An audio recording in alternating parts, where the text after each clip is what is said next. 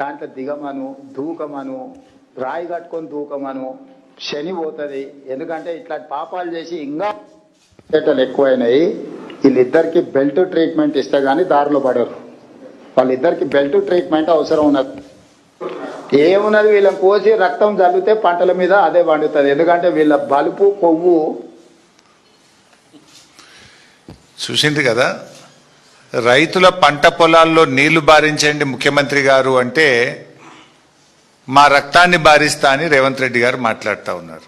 ఇది ఒక ముఖ్యమంత్రి మాట్లాడాల్సిన భాషన?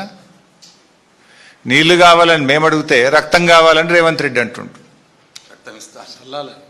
సార్ నీకు రక్తం కావాలంటే ఇస్తాం, దానికి కూడా మేము వెనకాడటోళ్ళం ఏం కాదు. కానీ మాకు నువ్వు నీళ్ళు ఇవ్వడానికి, ఒకవేళ మా రక్తమే నీకు నీళ్ళు ఇవ్వడానికి అడ్డమైతే ఆ రక్తం ఇవ్వడానికి కూడా మేము సిద్ధంగా ఉన్నాం. ఇప్పుడు రాజకీయాల్లో విమర్శలు సహజం.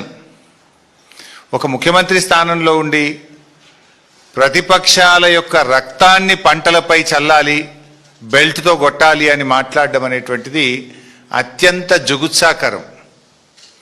ఆయన రక్త పిపాసి మనస్తత్వానికి ఇది నిదర్శనం. నిన్న ఎక్కడ మాట్లాడిండు ఆయన? బోధి పెవిలియన్లో మాట్లాడిండు. పేరేమో బోధి పెవిలియన్. మాటలన్నీ హింసను ప్రేరేపించి హింసను తలపించేటువంటి మాటలు నిన్న ముఖ్యమంత్రి గారు మాట్లాడినారు. ఆ మధ్య చెప్పినాడు ఆయన హిట్లర్ తనకు ఆదర్శం అంటే. రేవంత్ రెడ్డి అందుకే హిట్లర్ తరహాలో ఒక హంతక భాష మాట్లాడుతూ ఉన్నాడు.